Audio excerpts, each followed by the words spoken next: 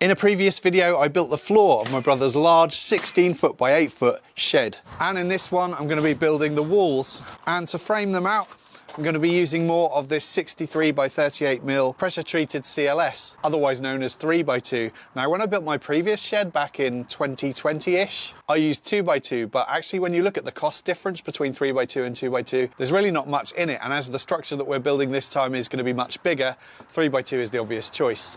I'm going to start cutting the timber for the smaller walls first. And because the roof of the shed is going to be a flat roof, well, flat, but with a very slight slope, the top of these walls is going to have a slight angle to it. I'll cut my top and bottom plates first, as that's the easy bit.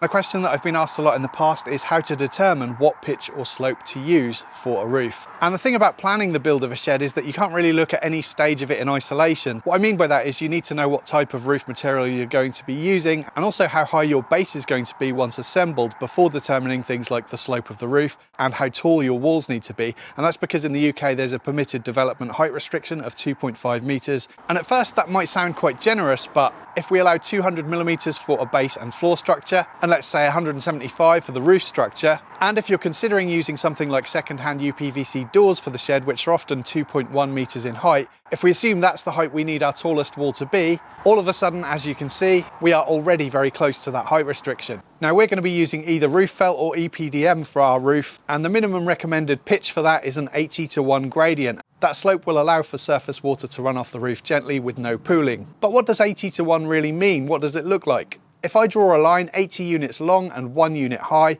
and then join those 2 points, that gives us the minimum angle needed, and as you can see it's very slight. The angle here is less than 1 degree. For this roof though, I'm going to be using 2 degrees, which will give me a gradient of roughly 30:1, which will help clear the water off the roof quicker but still give a generous amount of headroom on the inside of the building.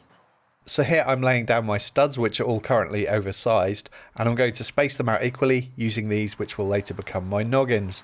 I'm just going to clamp on some squares at the bottom and get everything positioned, and a quick measurement to make sure the top measures the same as the bottom. Then I can mark up the height of both the taller side and the shorter side, allowing for that 2-degree angle, and I get my top plate positioned on those marks so that I can use that to mark up the height each of my studs will be. Then I can set the miter saw to 2 degrees and cut. I'll assemble these when I get to my brother's house, so I get each piece labelled up, and these are my noggins, and keeping everything organised like this means that I shouldn't get confused when I get to my brother's. So I loaded the car, admired the passing herd of deer from afar, and hit the road.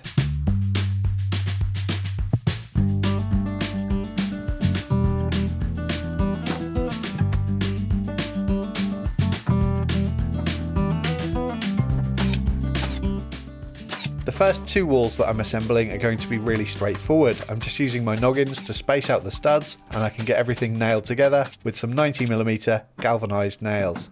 I want all my noggins to be aligned inside the shed, as I think it'll look nice. So I've got a couple of spaces here so that I can position each one an equal distance from the floor plate.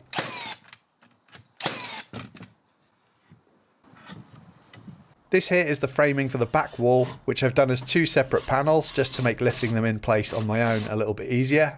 I found it was easier to secure one end of the noggins with screws just to prevent any misfires with the nails, as putting them in at an angle can sometimes be unpredictable. Here I'm marking up the position of my end walls using an offcut to help me position the back walls.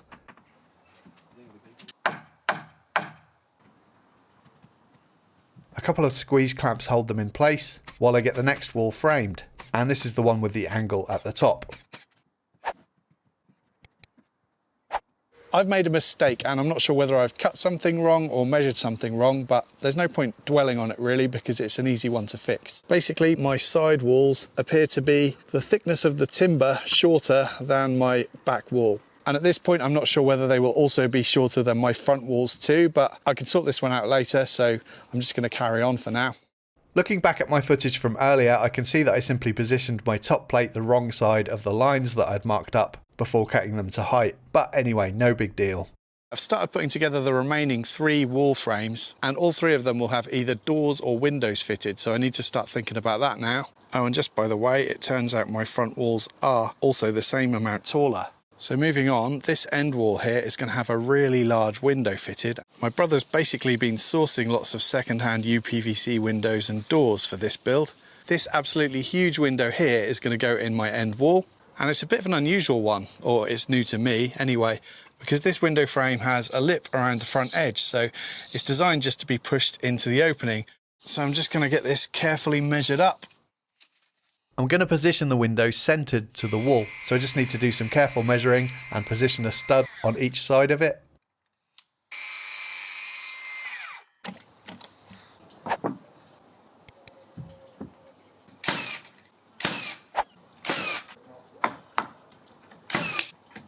And then these little studs at the bottom of the wall are going to be what takes the weight of the window. And then just one more piece at the top. And I'll add a small filler piece.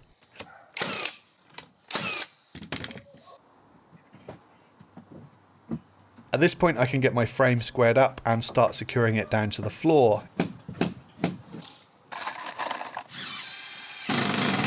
Using some long screws which go through the tongue and groove and into the floor frame. I can also secure the wall frames together. Part one of the front wall will have a set of French doors, and we took the doors off the frame so that we can just frame around the door frame.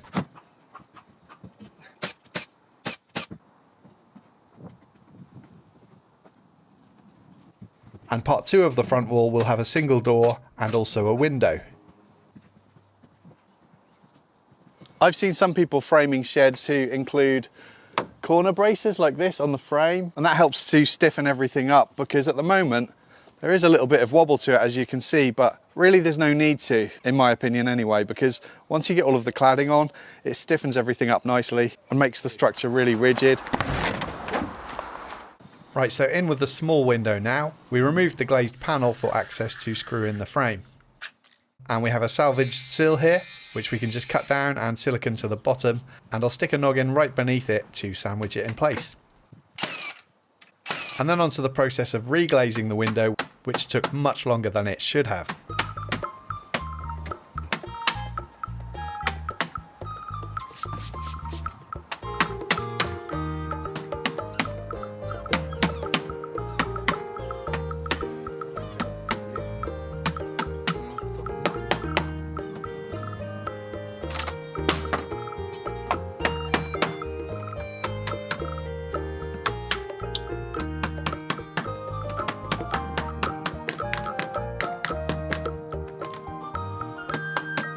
Oh yes, finally.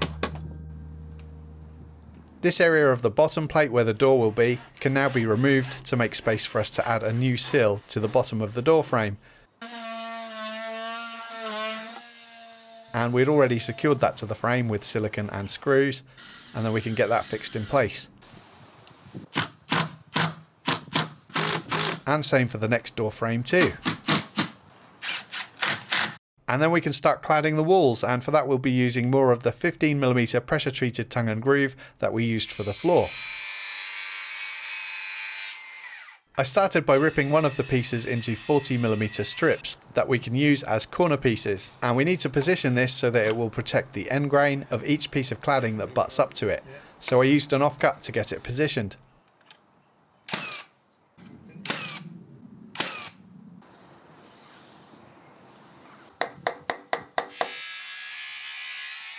And then we can start cutting the cladding to length, and it's important to get the first one nice and level. Each board gets 2 nails into each stud, and we're pushing the boards together as tight as possible because, as I explained in the previous video, the timber is fresh from the pressure treatment plant, so it's very wet, meaning it's likely to shrink significantly, and we desperately don't want any gaps to appear when that happens.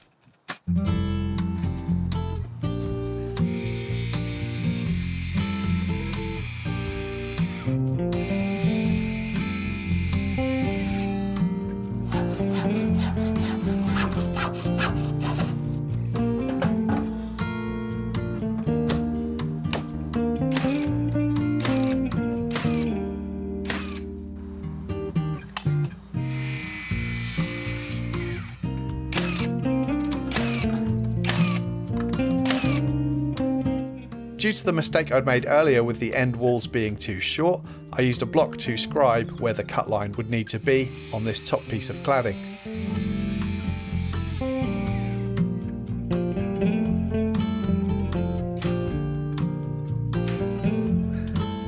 I want the cladding on each wall to be aligned, so here I'm transferring a mark around the corner ready to fit the long 4.8 metre lengths of cladding to the back wall.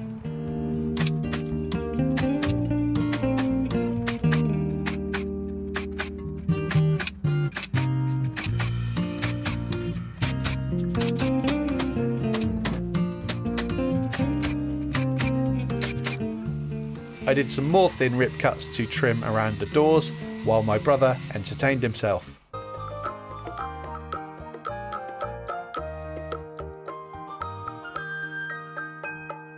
Who put 50p in the agent?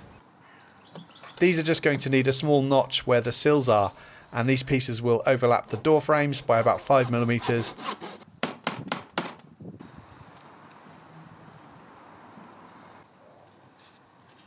And we decided to secure these with screws which we piloted to avoid the risk of splitting the wood.